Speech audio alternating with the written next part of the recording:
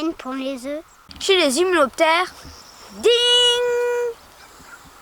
Il peut y avoir un aiguillon. Cet aiguillon peut permettre de pondre des œufs.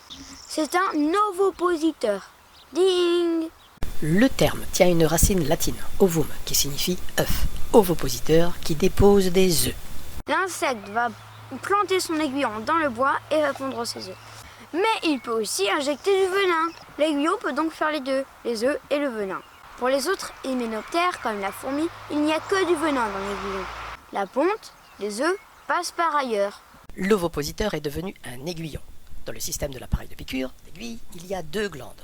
La glande de Dufour, pour les phéromones, une glande à poison, comme son nom l'indique, elle fournit du poison. L'association des deux glandes produit des substances afin de marquer les pistes, par exemple.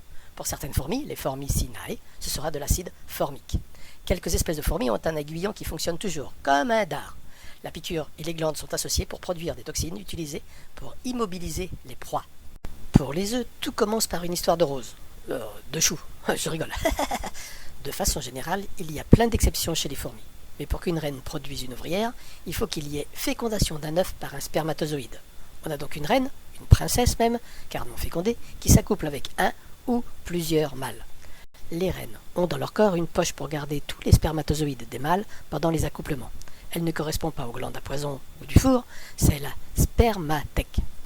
Observation de l'appareil génital des reines.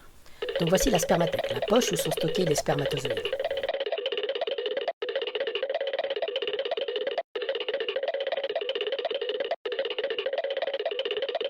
Les ovaires de la reine sont pleins d'ovarioles, des tuyaux. Dedans, il y a des ovocytes, des œufs non fécondés.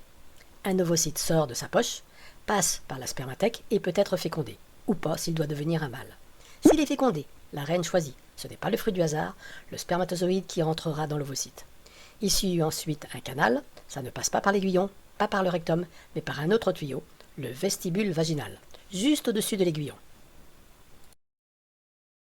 Selon les espèces, il peut y avoir de 1 à 13 mâles pour l'accouplement.